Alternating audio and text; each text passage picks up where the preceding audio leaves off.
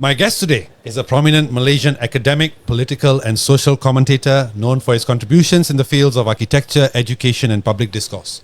He's a professor at UCSI University and specializes in architecture and the relationship between the built environment and societal structure. Beyond academia, he's widely recognized for his critical writings on social, religious and political issues in Malaysia. He has been a vocal advocate for progressive interpretations of Islam, interfaith dialogue and civil rights, frequently contributing articles to various Malaysian media outlets. His thought leadership challenges traditional norms and encourages a more inclusive and tolerant Malaysian societies.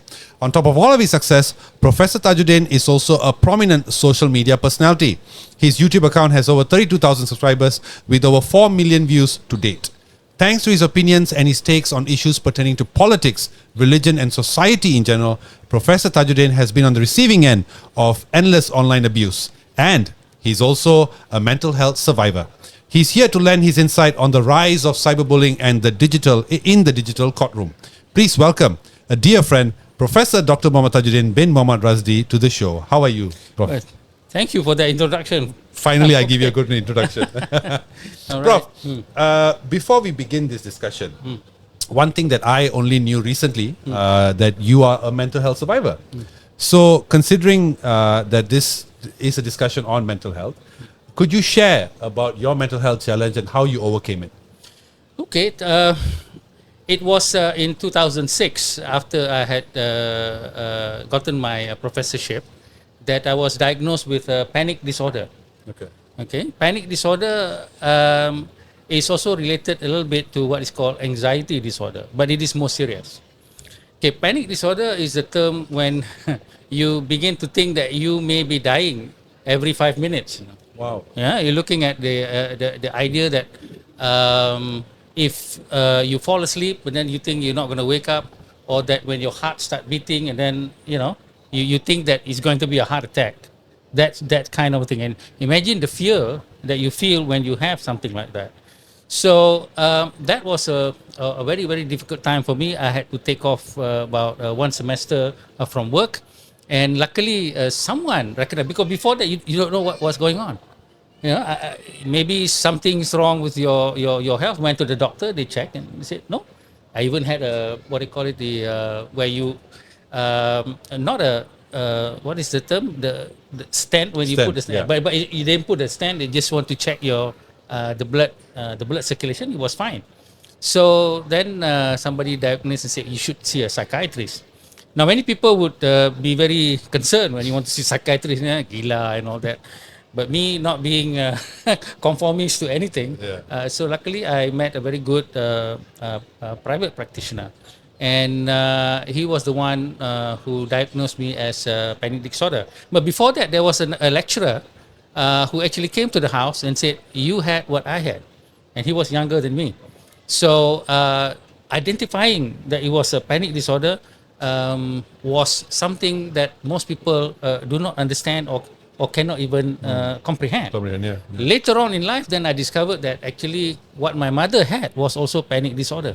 Because my mother, ever since I could remember, whenever we want to take her out, for just a drive, she would never go. She would never leave the house. This is called agoraphobia. Agoraphobia is fear of public spaces. And so we never knew. She never go to Kenduri, after the age of 50. And she was like that until she died at the age of 70 something. And I didn't know it was a panic disorder or anxiety disorder until I had it. And so when I read about it, they said that it could be hereditary. And so now I begin to know, and if somebody was suffering from it, I could actually tell. So it lasted for 6 years, not panic disorder. Later on, after 1 year, it was anxiety disorder.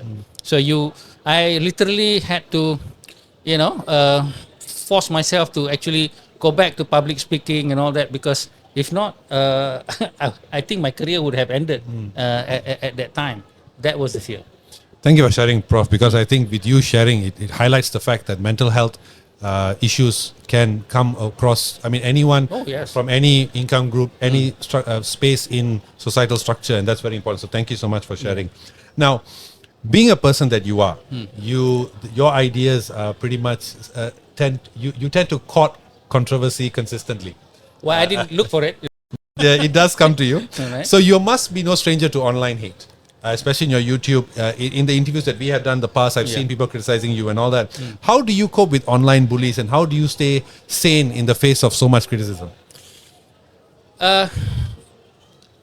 In the first place, I am a believer of a person who's, if you have something to say, then you should say it, and also put your name to it. Once upon a time, I actually put my name to a letter complaining about the administration at the previous university that I work at. Then, of course, I got in trouble because I put my name in.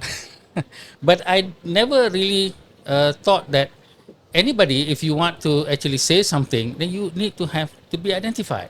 It cannot be this idea of anonymity. That's why I don't take note of what they call surat layang, or what is surat layang, flying letters or anonymous letters, right? And as a board of governors of a public university, we get that quite a lot, and I don't really care to take that. And so when in online media, when I have my YouTube, of course you have all these anonymous people giving comments and things like that. Very simple. I just don't read them. Because my role is very simple. I'm not looking for viewers. I'm looking to discharge my responsibility. And sometimes I will read the comment, but most of the time I just ignore the comment.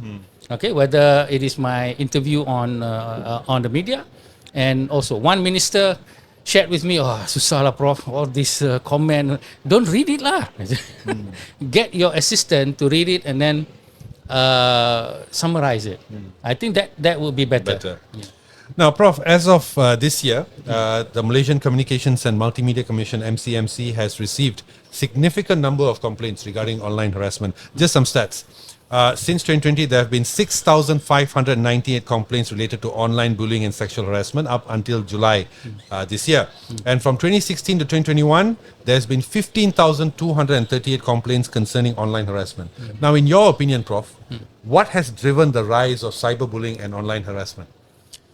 Now, when you use the word cyberbullying, that is it's a strange word in the sense that it denotes an intention. It's not an accident, it's an intention. So bullying is something that you intend. Now, the question I want to ask you, when you say harassment and all that, do you mean that the person who is harassing is identified? Meaning, is it anonymous, or is it in most cases it's anonymous? It's anonymous. Senang saja. Why you want to don't go and layan lah, we say, because these people have no dignity. Okay, they have no dignity. They're definitely cowards. Most of the time, what they say has no meaning. Okay, it's as simple as that. You want to say something, then you say it in front of us. So in the older days, when there was no social media, you jaga what you say.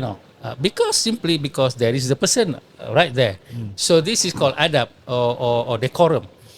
But here, with the introduction of online media or the internet, one of the things that I am flabbergasted, or the idea that it is so shocking, is the sense that it's okay to be anonymous, so that we can get the what they call it, the most honest opinion and things like that.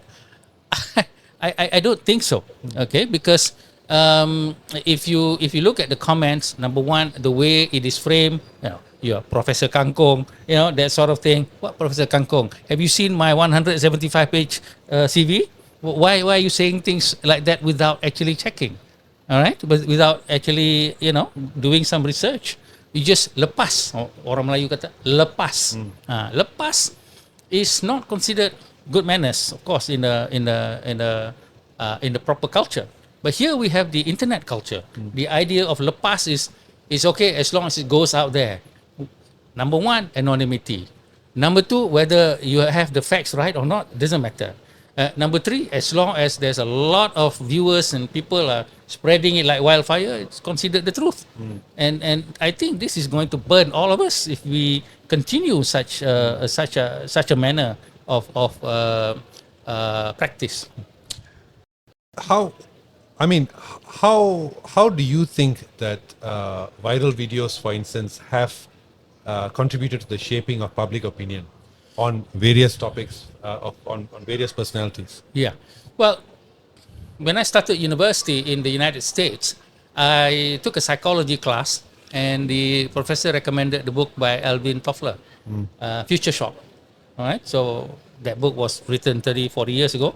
And I read the book, and it says that internet is going to bring governments down. Okay. And lo and behold, it is true. Okay. I could see it in front of my eyes in terms of the 2015 election. In social media today, as you rightly mentioned, right, and we talked about this whole virality factor. So how social media works nowadays is that in terms of content creation is, if I see that there is a trending topic, if I see a viral video, I will create content based on that video for the views, right? So I mean, and we all do this. I'm guilty of it, and I'm sure, Prof, maybe you also. I don't want to say that, but in all fairness, has the need for our thirst for views, our need for virality, contributed to the worsening of cyberbullying today? Well, I think that is an obvious answer to that, because when I want to report something, as you say just now, being guilty of something else, can't do that as an academic, So I would call up a few friends, I would actually go through the internet to make sure that the thing is actually what it is, okay? And let's say that, like the Mufti bill, I haven't said anything about it. Yeah. Why? Because I too don't understand about it. Okay. From one view, I've called up a few people. They say it's just about this Islam going to go against another kind of extremist Islam. That's what they say. But when you look at the other part, they're saying no, it's going to encroach upon our liberties and all this. And I read several pieces, and I still can't make up my mind. So I don't say anything about it. So the problem was people, they don't know anything, like the Imam Nawawi book issue, like several people, several NGOs or make a press statement. They don't even know what the book is all about. If you ask me, I've read the book, so I know what it's all about. So here is the problem. When you take something, now in religion, I can lecture you on religion, that will be slander, or, this is a very, very sinful thing. Yeah. But unfortunately, a lot of Muslims don't know that, okay? Sinful thing to them is insulting Allah, which is actually not that big a deal if you look at the real religion. So there is the point of virality, as you say just now, that as long as it's out there, the KK mat thing, all right? Somebody just spread it and then it goes all out. Now, it reflects not the person, is it? It reflects the viewers. What kind of education yang you ada? Okay? Oh, Chinese saying something about Islam, Allah, must be wrong. This kind of thing. So it's not this virality, or it's not the internet, it's the person who accept this, the reception. So what kind of education do they have? That's interesting, Prof. So now you are saying that the fault lies in the viewers. The fault lies in the viewers who have been educated, one in the formal, what we call the public education or private education, and also the other one in religious education. And another part I want to get to is, of course, racial stereotyping and discrimination. So we've seen that cyberbullying sometimes can also manifest into this form. As you rightly mentioned, one example was the Cafe Harbi incident that happened recently, right? So how do you, in your opinion, how does cyberbullying eventually manifest into forms of racial discrimination online? That's the problem, you see. When you use the word, as I said, cyberbullying. And bullying, as I said, I've looked at the definition of bullying many times. There is an intention there. Now, unless you're a paid cyber trooper, then of course you have the intention. But the concern here is that this thing occur. You have professors doing that. You have good people, upper middle class, guru besar. My wife is a whole load of teachers. I'm familiar with how they interpret things in this racial manner. Okay, so in one sense, they're not bullying anybody. They think that they are actually defending themselves. They seriously think that their Malay is being threatened or Islam is being ridiculed in that sense. So I don't understand whether that can be construed as bullying. Okay, So we need to be clear. Bullying is something that is highly intentional, like if you are a cyber trooper. But this is more serious. Cyber trooper is another matter. But the problem here is when good people, these are good people, they think that the narrative is such and such, and that's why they would spread the thing, because they are afraid of the narrative of their race and their religion. But what I would call, I don't know, something about being intentional to protect, or being under siege or something like that. But when I was watching this and looking at it, there are many people who are currently undergoing what she went through. And at the behest of harassers, being at the mercy of harassers and online bullies, if you will. My question is, to myself, is if she hadn't taken her life, would we still then be talking about mental health the way we do today? Will we still be talking about policy changes for harassers, for online bullies and all that? So if just a statistic, the Malaysian Mental Health Association has found that 20% of youth suicide in recent years were linked to cyberbullying. So my question to you, Prof, is that yes, you have spoken about education, but what should we do to inspire an action within the hearts of harassers and online bullies to take a hard look in the mirror and realize the wrong in their ways? Well, most people look at the 20%, or is it the 25%? 20%. You know, what's wrong with these people? I'm looking at the 75%. What's wrong with you? You know, this is the society. For me, the first patient is the society. The second one is the 25% mental health. I keep saying that. If you don't care about someone who couldn't put food on the table or being evicted, is something wrong with you, isn't it? Yeah. Okay. So this is where we need to take a hard look at ourselves, at the way that we have been educated religiously, socially, professionally, semua sekali lah. But Prof, just one more thing. What I agree with you 100%, Prof. But there are people who are currently being bullied, who are currently going through harassment and all that. Like you were able to overcome your own mental health. What would be your advice to them to overcome this phase in their life where they are going through bully online and being harassed online? Well, that is a very difficult question. Once you have been into a culture, like when I was in the situation of my mental health, I have the culture of anxiety. How we have been taught. So these people who has been, how do you get out of that culture? So what I had to do was I had to reorient my mind. That's what the psychiatrist said. And after watching a lot of YouTube, so what actually I had to do was I had to do the things that I never liked to do. But the thing is, as I said, with that mental health, if you have this, you need to teach yourself, because the problem is you. Okay, so you need to teach yourself to think in a different way. Okay, and that's how we need to encourage or nurture those who are suffering to actually, put them in another way that is not their daily or ordinary way of life. So just to recap, Prof, your answer to a solution of someone being harassed now is basically to accept the fact that the answer is them. Yes. That the solution is them. Of course. Who else? Yes. There's nobody. I mean, you are the one who caused yourself, because you built your image from there. Okay? So the answer is within yourself. Yes, that's right.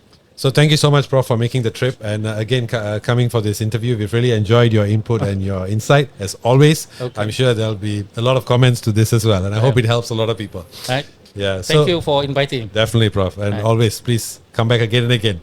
So that's all, folks, for you today, and we hope that you enjoyed this session with Professor Tajuddin. And as he said, the answer is within you. So we would like to thank you again, Prof, and to everyone, please stay tuned for future episodes that will address social issues in the digital age. Thank you.